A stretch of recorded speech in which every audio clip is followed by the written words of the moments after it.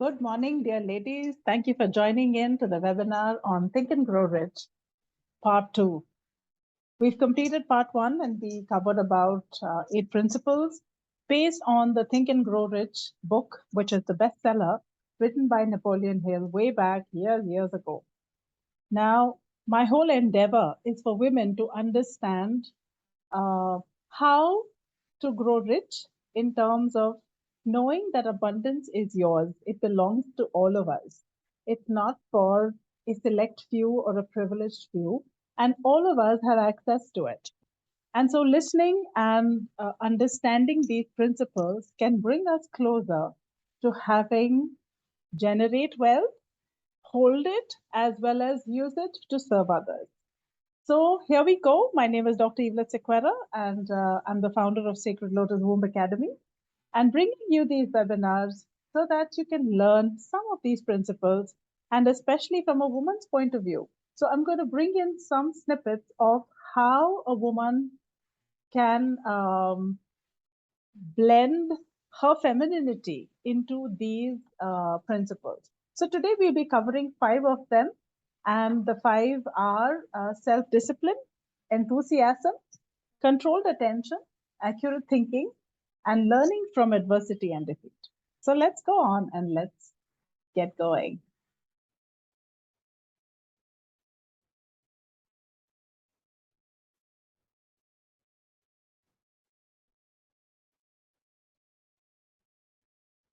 So this is what we learned last time in the last webinar. If you missed it, then I'm putting the link below so you can go and you can revisit these principles. They are the definite major purpose, the mastermind alliance, applied faith, going the extra mile, a pleasing personality, positive mental attitude, and personal initiative.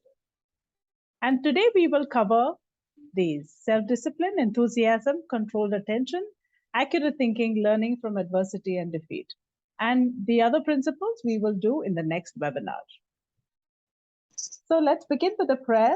Center yourself, take a few deep breaths. Breathe in and breathe out.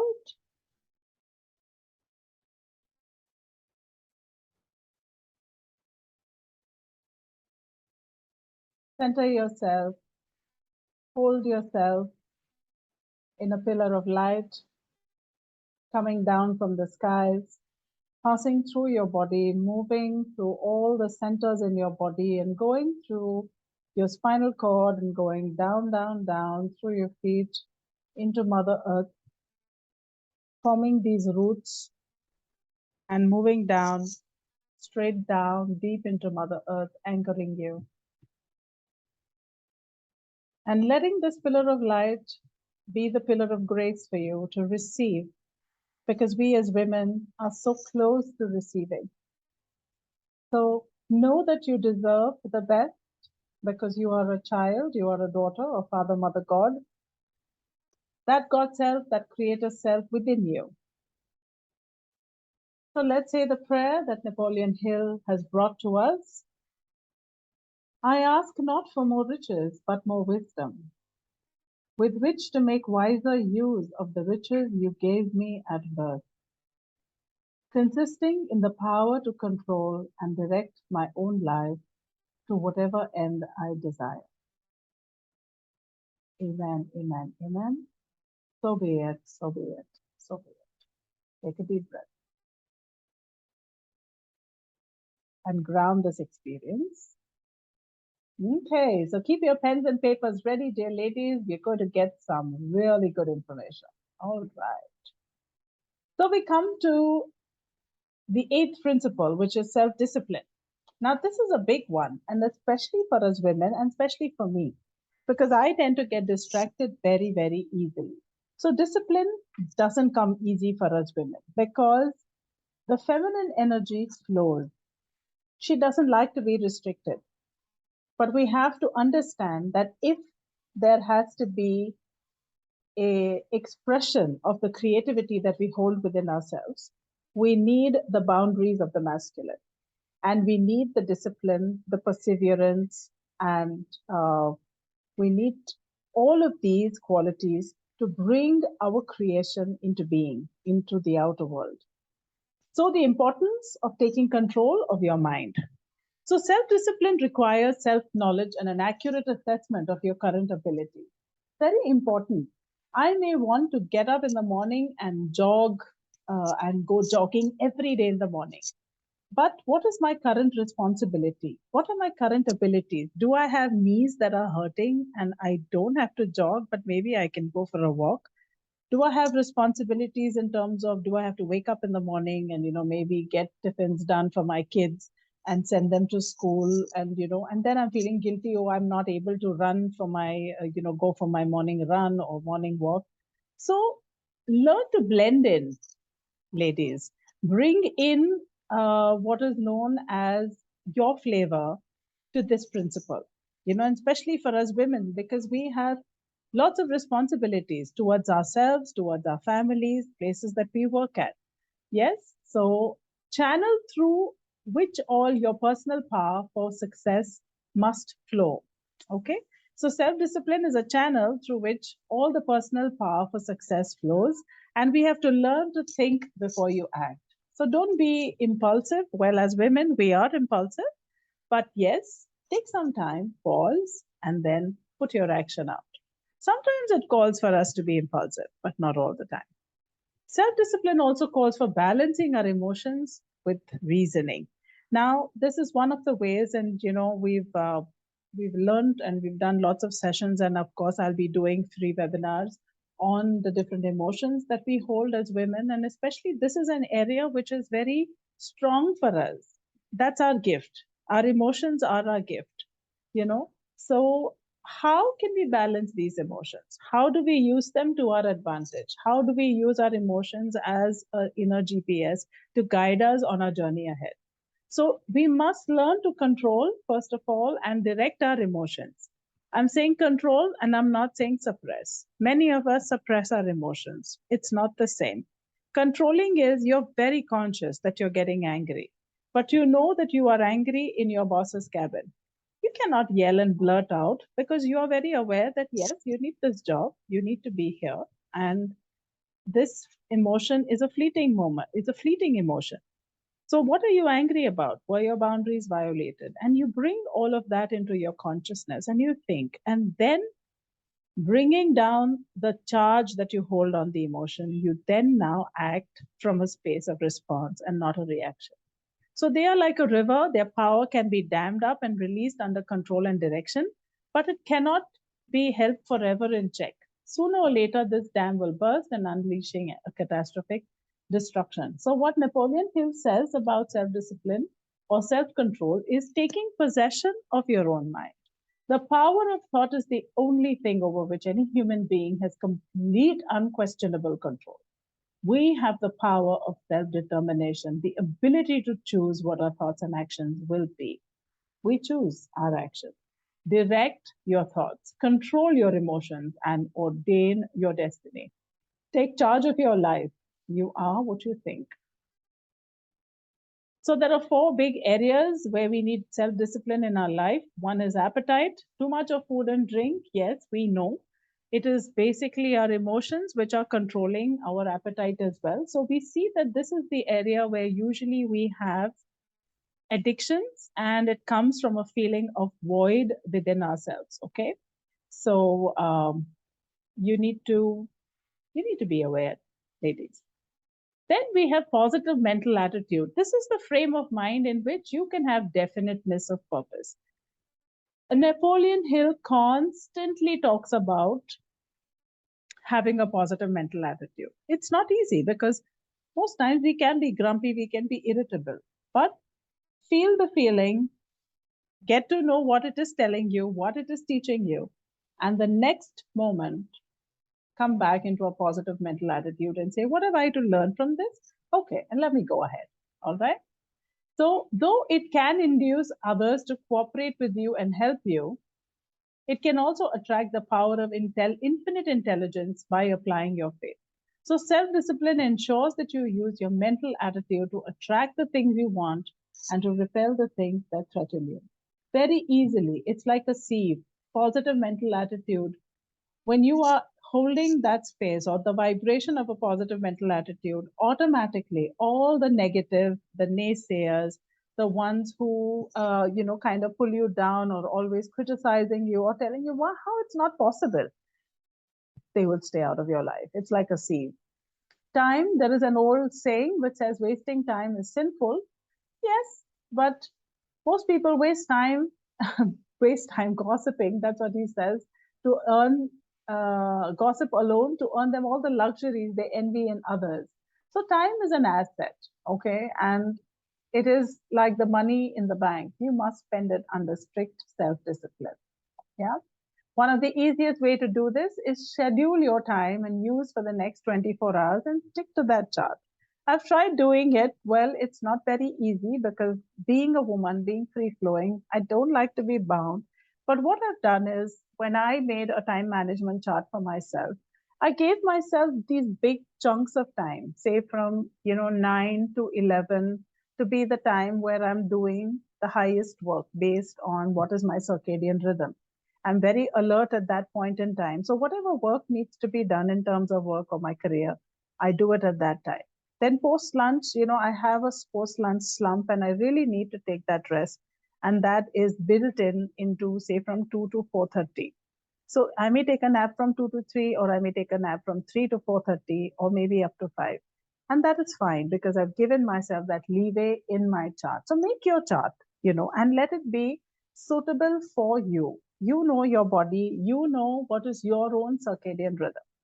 The definiteness of purpose. You know that it is the beginning of all achievements, right? Without a purpose, you will not know where you are headed. So if you feel you still haven't developed your definiteness or your major definite purpose statement, please go to webinar 1 and please prepare it, create it, okay? Listen to the first principle. So this is the first step. As soon as you have a definite purpose, you're waking up with a very clear thought in mind that, yes, this is what I'm going to do. This is where I'm going to put my energy today.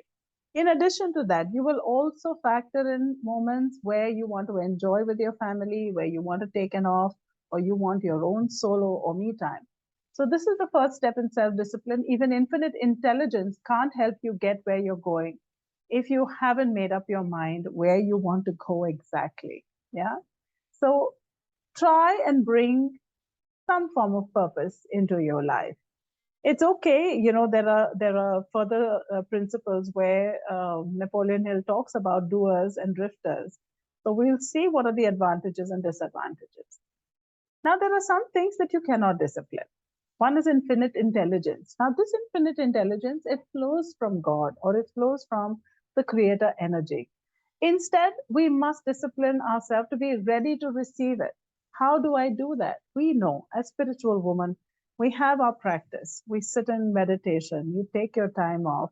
If you don't like sitting meditation, do some dance movement, or just go for a walk alone without any sound, without any music or distraction, and then wait for the guidance to flow. For me, guidance or infinite intelligence usually speaks in the bathroom, or maybe even during your dream time. The subconscious, well, you cannot discipline your subconscious, but you can be aware of it. You cannot directly control it, but it always acts in response to a stimulus of your emotions. So these are something that you can control only with self-discipline, right? Again, we are controlling, we are not suppressing. We're becoming aware. So use of certain techniques like journaling or emoting or doing morning pages, based on Julie Cameron's work, all of this can help you connect to your subconscious and know what's really going on in there. Telepathy. Now, this is broadcasting of your mental attitudes and thoughts to others. So, I work with crystals, and the whole idea of a crystal is whatever is your frequency, what is your frequency? And when you are placed in a room, when that particular crystal, like an amethyst or a rose quartz or even a clear quartz, whatever is the principle or whatever is the property of that particular crystal, every other being or every other stuff in the room or object in the room will try to connect to the resonance with the property of resonance to that of the crystal. So can we become these crystals? Can we become broadcasting persons where we are broadcasting that this is the work I do. I'm a woman. I want to work for women. I want to support them to, to work in different fields of their lives, their physical health, their health and fitness, womb health, to work with finances and to understand their career in a better way, to walk them through different phases of their life, especially pregnancy, marriage, when it comes to issues of sexuality. So many different areas that I like to work. But I need to put this out as a broadcasting of my mental attitude and thoughts to others. And this will then bring together what is known as the mastermind alliance towards you. You'll find another, maybe another person who has a similar idea like yours, or this other person is holding the same dream that you hold. And as your alliance grows, each member will learn to anticipate the ideas of others and connect immediately with intense enthusiasm and inspiration. What we cannot discipline is also our senses. Well, maybe half truth. You can, in a way, by becoming aware. Sight, sound, taste, smell, and touch, they can deceive you. Yes, they can deceive you. Remember, when, I usually do this exercise of imagining and thinking about the pickle in your mouth, and, your mouth starts salivating, even though there is no pickle. So most of our senses work from past memory. I listen to a song that reminds me of a past lover. There I'm going bam, bam, bam, thinking about him, or, or thinking about her. So that's how the senses can fool you unless you are in awareness. Much of what goes on in this world is not obvious, and the senses are easily fooled. And that's the reason why we say Maya, sab kuch Maya jal hai. It's an illusion. Everything is an illusion. So you have to be totally grounded to see through everything. What's happening? Why is this emotion being evoked in me? Very, very conscious, okay? And you have to evaluate every message that you are receiving. And this calls for moment-to-moment awareness. And that is being present, okay? So one of the techniques that Claude Bristol speaks about for self-discipline is stand in front of a mirror, one that provides you at least a waist-up reflection, and come to attention, stand fully erect, hold heels together, chest out, head up, and breathe deeply 3 to 4 times until you feel a sense of power, strength, and determination. I did this over the weekend. I was really feeling a little grumpy on Monday, and I was low, and there was this whole low feeling. I'm useless. I don't know. My life sucks. I keep going into these, you have these wave moments when you go really down into the void. And at that point, I did this mirror technique and totally taking deep breath and saying, yes, I hold this power. I hold this Shakti in my womb space. Let me connect to my womb. Let me feel the depth of this power that is in me, and look deep into your eyes. Tell yourself that you're going to get what you want. You name it. Name what you want. Of course, don't be like this, very, full of vanity and pride. Oh, I want this and I want that. And, be very conscious of what you want and see how it's serving you. It's serving Mother Earth. It's serving the people that, you're getting it from. And sometimes it's okay to be a little selfish for yourself. And you can see your lips move and hear the words uttered, and make the mirror technique a morning and an evening habit. We know I have done mirror work for years using affirmations and Louise Hay's work. And especially, he gives an example of if you're going on a tough prospect, use the mirror technique until you're convinced you can convey your message without trepidation. So the whole point is not to be flustered or get worried about,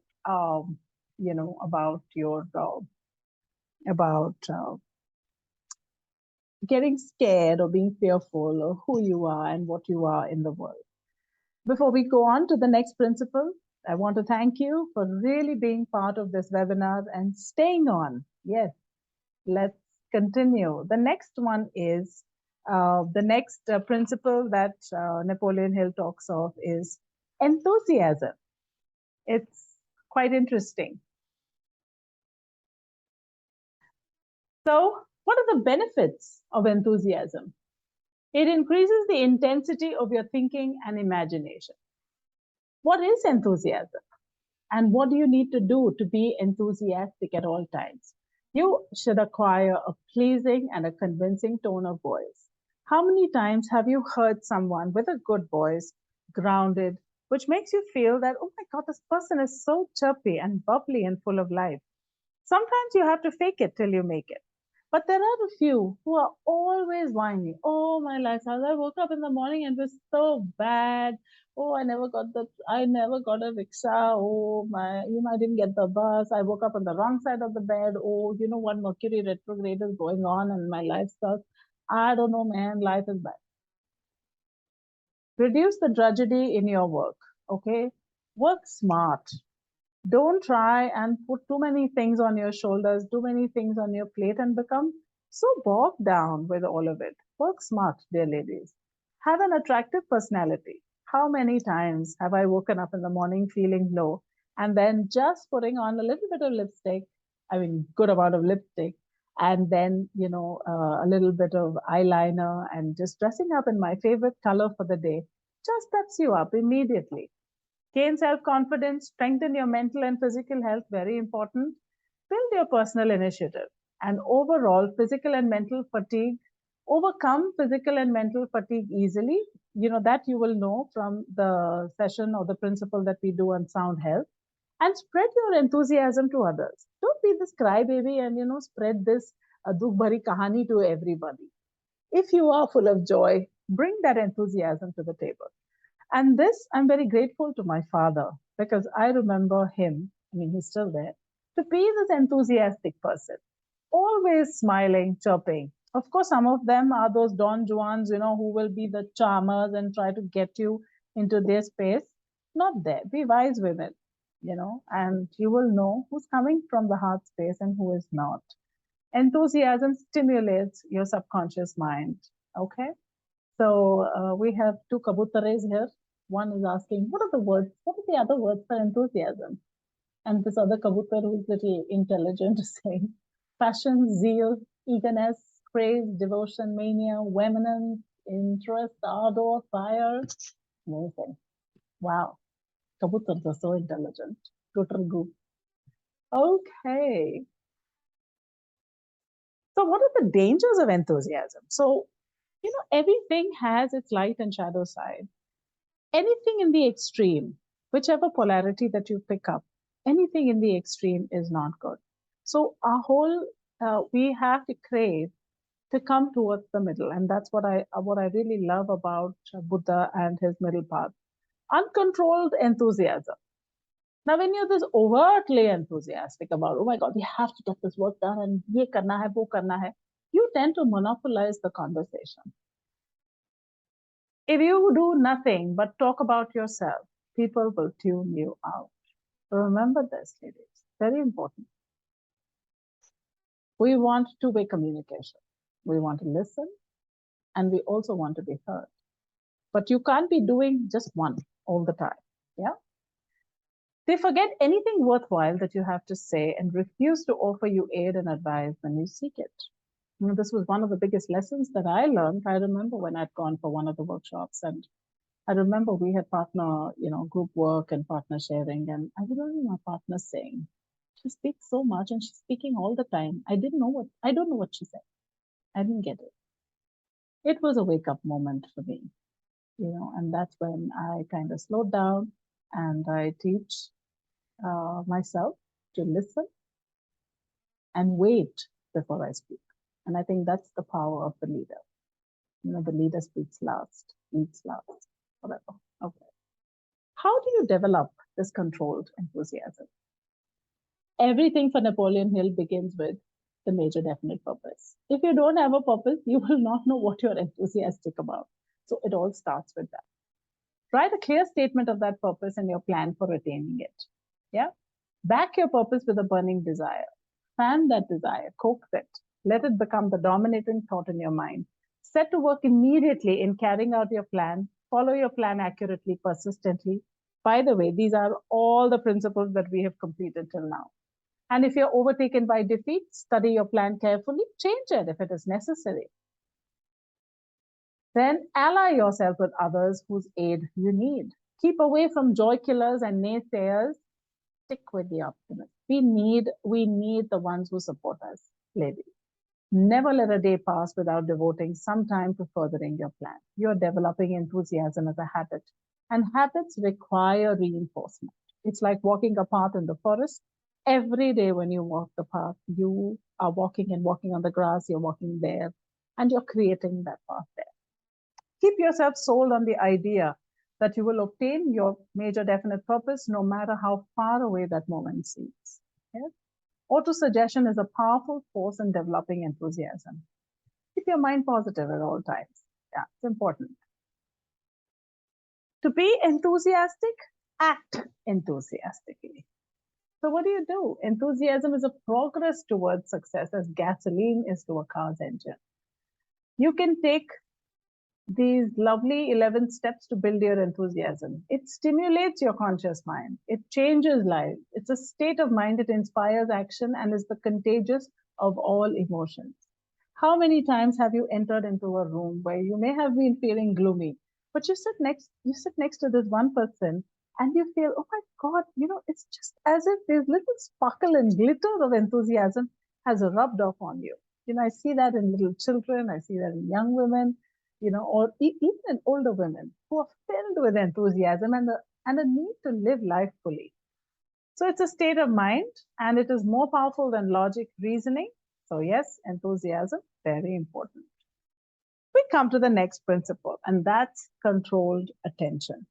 So what is controlled attention? It's the act of coordinating all the faculties of the mind and directing their combined power to a given end. So, dear ladies, what happens is, given the kind of mind and the temperament that most of us hold, and especially growing up in cities where we are constantly bombarded with signals from every corner. We have the phone ringing, you have your mate telling you something, you have your kids talking to you, your spouse, or if you're a single woman, you have worries about your job, you got to do this, you got to do your laundry, you got stuff to do. There's too much of bombardment coming from everywhere.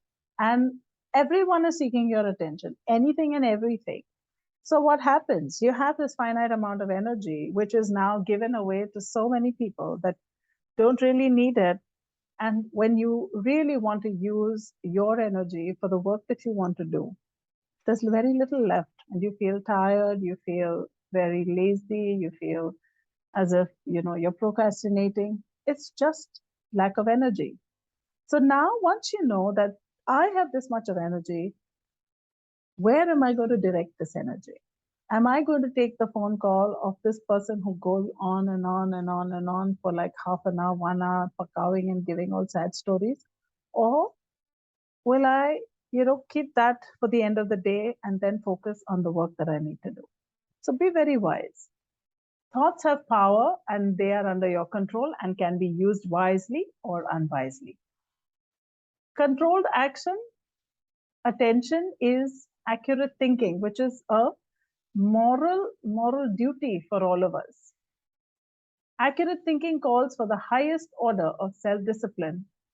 An accurate thought involves two fundamentals. You must separate facts from information. And second, you must separate facts into two classes of important and unimportant.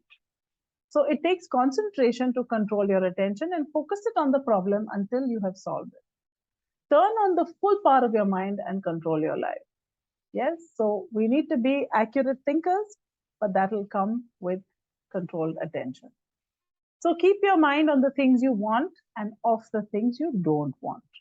It is easier to focus your attention on something you believe will happen than on something that you believe is unlikely. So controlled attention is an act of coordinating all the faculties in your mind and directing their combined power to a certain end.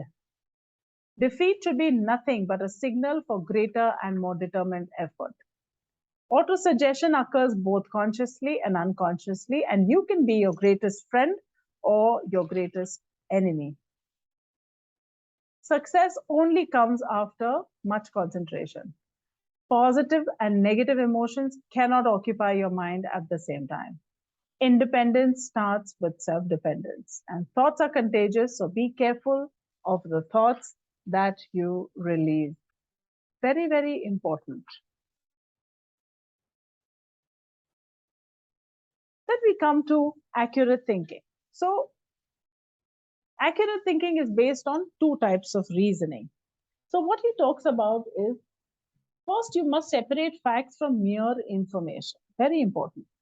Second, you must separate facts into two classes, the important and the unimportant. And only by doing so, you can think clearly and accurately. It's very important for us to organize ourselves, dear friends. It's like organizing your closet. Yeah? It's easier to dress up in the morning if your closet is organized, if your jewelry is organized or color coordinated or whatever. If it's a mess, yes, you'll still dress up. But what happens is you'll take time, you'll waste time. And we know that again, time and money is something that we need to work on if we have to fulfill our definite major purpose. So accurate thinking, it works on two types of reasoning, what we call induction. Now, this is the act of reasoning from a part to whole, from the particular to the general, from an individual to the universal, and is based on experience and experimentation and draws conclusions from them.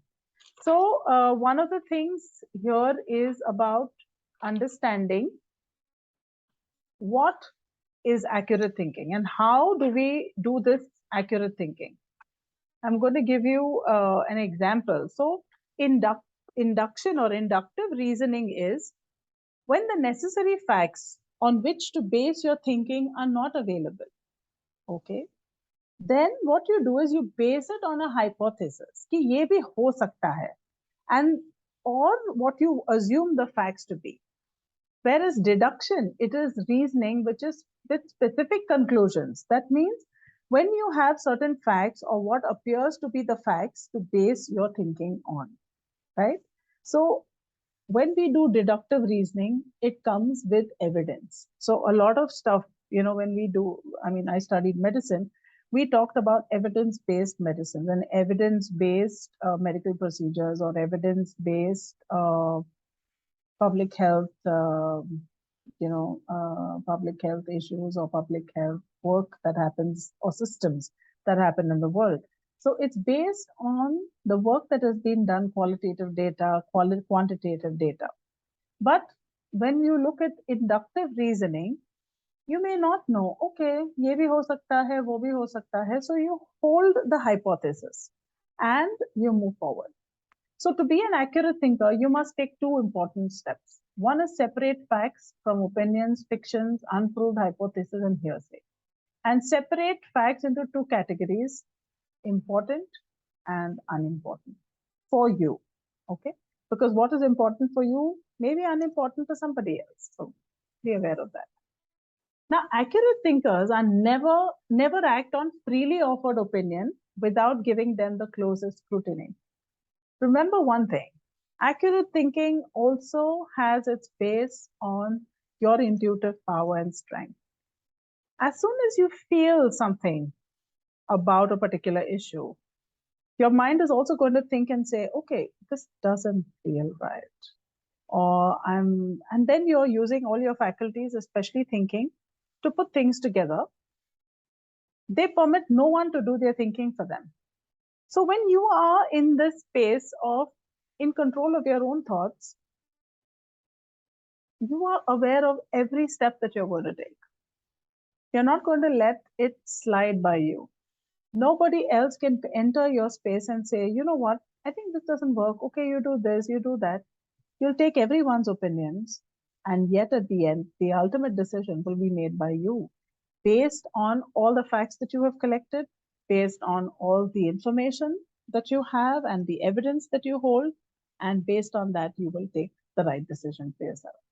So they obtain facts, information, and counsel from others, but they retain the right to accept or reject it in whole or in part. Very important. Real facts generally have a price tag attached, the price of painstaking labor needed to examine them for accuracy. An accurate thinker must scrutinize every bit of information you encounter. Don't take things for granted, dear ladies. Many of us have, living in this fast-paced world, we have lost our intuitive sense and we have too many predators around. I'm going to give you an example. I got caught in a multi-level marketing scam, and it was presented in a way of that it would help the lower rung of society to go on holidays. And I believed it, and I, gave some 30,000 cash. In check to this particular individual, and they took out a watch, a wristwatch, and said, it's worth a lot, and there are just 10 of these in the world, and all of that. I was gullible. I bought it.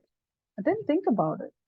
As soon as I went home and told my husband, he says, "You have been, duped royally." And I was like, "What the hell? How did he get it so quickly?" So sometimes, rather most times, it's important for you to look at every fact, understand everything. Don't get, bullied or get carried away into believing something which is not real. Yeah. And you will be shown signs. You will know it.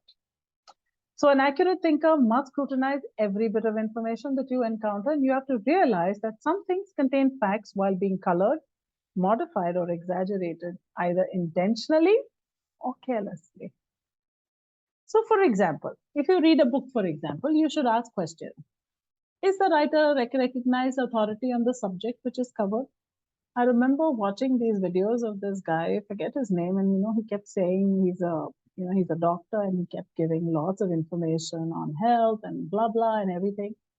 And then after a few years, I saw a video by his son who kind of kind of made a video on how his father is a physiotherapist. And when you're a physiotherapist, you do get a doctor tag, and he is not qualified to speak about health and health related issues. He's qualified to speak about physiotherapy, but not about general medicine and in other issues. So be very wise who you are listening to. So did the writer have a motive in writing the book other than imparting accurate information? What is that motive? Does the writer have a profit interest? Is the writer a person of sound judgment, or is he a fanatic? He or she a fanatic? Be very wise. Don't get just carried away and say, "Oh, I like this author. Oh, that one looks very nice. I think I'm going to buy the book." You have to use your mind, and do the writer's statements harmonize with common sense and experience? So we have Marie Leo in Business Horizons, who talks about different kinds of thinking. So to be an accurate thinker, you need to know also different forms of thinking. Thinking has been shot down a lot, especially in the women's circles, that you think too much, बहुत सोचती रहती है, हमेशा सोचती रहती है, or you have too much of thoughts in your mind, and you need to meditate, and you need to clear your mind of thoughts. Sorry, you don't have to clear your mind of thoughts. You have to become aware of your thoughts. Lateral thinking. Think sideways rather than moving straight to the target. Move around. We learn this from nature. When there is a predator and it's running, it doesn't go straight for the kill. Sometimes it just attacks from the sides and tries to see the situation from different angles. Force yourself to forget what you know about what works in a situation and give new possibilities a fair trial. Then you have something called as recursive thinking, which is look for what you're not seeing. Okay, so we have lots of blind spots. Sometimes, when I'm looking for my keys, they're right there and I don't see them. So I'm sure in situations that may be happening to you as well. So focus on the significance of what is left out of your analysis of a problem. Then we have what is called reflexive thinking. That is thinking about the fact that you are the one doing the thinking. How do your own abilities, experiences, and preferences affect the way you are thinking about the situation? So for this, maybe an example would be, say my son or daughter, teenage son and daughter, come very late from a party, say maybe at 10:30 with their friends, or 11 at night. Now, I'm thinking that, I must tell them something, and it's not good for them to come, and all of that. But I have to know that I'm thinking this, and I'm worried for them, because it's coming from the time that I was a kid, and maybe I was never allowed to be out of the house after 7:30 in the evening. So one part of me feels, oh, I've given them freedom till 10:30, but they are overusing their freedom. So a little consciousness, a little awareness into what you are thinking about. Playful thinking, enjoy the process of thinking, keep your thoughts in perspective, retain the ability to laugh at yourself, and remember that life is larger than this. So we must begin to think about what we are not. One moment, let me just see what the word is. What we are not selling and what we are selling. Yeah, very important. All of us are marketing ultimately in the end. So we are not selling motorboats or sailboats, but we are selling an adventure. Don't make it about the product. Make it about the emotion. If you want to learn more about this, do listen to Simon Sinek, and he has wonderful videos where he talks about Apple as a company and what they were selling. We're not selling a product that is new to the market. We're selling new opportunities for more profits. So know what you are selling. What are you selling?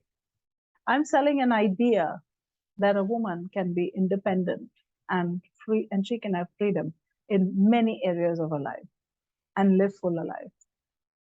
When I'm saying independent, doesn't mean she has to live alone and be this old hag and living alone all her life. No, she can have a partner who's as independent as her. We're not selling to either male or female customers the wool or cotton or silk or the synthetic fabric that makes up an article of clothing. We're selling beauty, comfort, pride, and prestige. Yeah, beautiful. To sell effectively, let us search out the problem that most concerns our prospective customer. Then let us try to offer a solution. Yeah. So provide a solution that people are looking for, or find that gap. This is what I offer. That is the problem, and see where we can bridge that gap. Right? Okay. We come to the last principle for this webinar, and that is learning from adversity and defeat. Look for the seed of an equivalent benefit in every defeat that you experience. Excuse me. Failure and pain are one language through which nature speaks to every living creature. There is nobody on the planet who can be saved from adversity or from defeat. We all have to go through it. I have faced it multiple millions number of times. Okay. But we have to, it brings humility in us. So we have to become humble so that you can acquire wisdom and understanding and realize that the turning point at which you begin to attain success is usually defined by some form of defeat or failure. You need not accept defeat as failure, but only as a temporary event, and that can prove to be a blessing in disguise. Don't make it your destination. Let it be a pit stop, and then we move ahead. No one who has attained success has not met with some form of failure comparable with the scope of his or her success. Many a times, whenever stories are showcased, they're showcased of the successful people, but nobody writes about their struggles. I remember doing one class for adolescent girls, and many of the girls said, I want to be an actress, I want to be a model. And I'm like, do you know that a model and an actress cannot sit and eat an ice cream or a chocolate or even a pizza when they feel like, because they have to maintain that body for the work that they do, and they're giving up a lot, they're sacrificing a lot. It's very easy to say, I want to be this, I want to be that, but do I know what hard work goes into it? So yeah, defeat, failure will come our way, but it's like the saying, fall down 10 times, get up 11 times. So no one who has attained success has not met with some form of failure. So Edison failed with more than 10,000 different attempts to create a light bulb, but he never gave up. And that is what needs to keep us going, dear friends, dear sisters, that the not giving up attitude.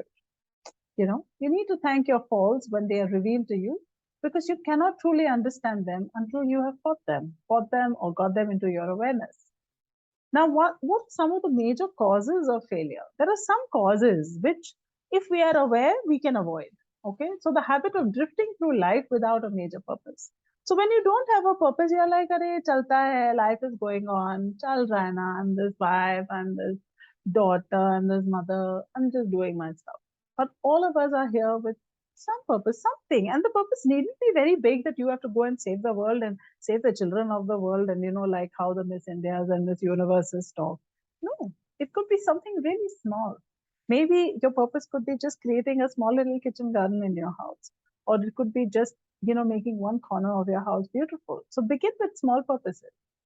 Meddlesome curiosity about other people's affairs and inadequate education. If you're constantly worrying about what the other fellow is doing, what your neighbor is doing, what that one is doing, oh, what is that one up to? Oh, look at her, she's got a new dress. Oh, she's this. You're wasting time. Look at what you have to do, where you are guiding your attention. Yeah. Lack of self-discipline manifested as both uncontrolled appetites and indifference to opportunity. This is a big one for me. I know I have these appetite issues and they come from my childhood and I'm working on them. Lack of ambition, ill health that results from negative thinking, poor diet, unfavorable childhood influences. So many of us, most of us, especially in our country, we come from dysfunctional homes and families. We need to work on the issues. There is no use sitting and ranting and saying, oh, my father used to beat me up, or my mother used to beat me up, and they did this to me, they did that to me, and just sitting and crying and wallowing in your, in your sadness. Rather, pick up your shoes, go do some self-help work. If you don't have the money to go for workshops, there are thousands of videos on YouTube. There was a time when I really wasn't making a lot of money through my workshops and my work. I used to just sit and devour these free workshops and that were available on YouTube, and there's so much that I learned because there is a will to learn. There is a will to make a difference in one's life, to transform one's life. Lack of persistence and follow through, negative mental attitude, lack of emotional control, the desire to get something for nothing. मतलब काम नहीं करना है लेकिन मेरे को बहुत सारा पैसा चाहिए, मेरे को बहुत सब कुछ चाहिए. Won't happen. You have to do the work. Failure to reach decisions promptly and firmly when all the facts needed for the decision are available. One or more of the basic fears: poverty, criticism, ill health, loss of love, old age, and death. These are some of the big fears. Poor selection of a spouse. I found this very funny, but you see, you choose a spouse because you hold similar kind of attitude or traits of the spouse in your unconscious, and that's how you choose the spouse. So yeah, so when you heal those parts, and you will obviously, if your spouse works too, and then the two of you grow together, beautiful. But if the spouse doesn't do his or her work, then that's when we see a lot of separation.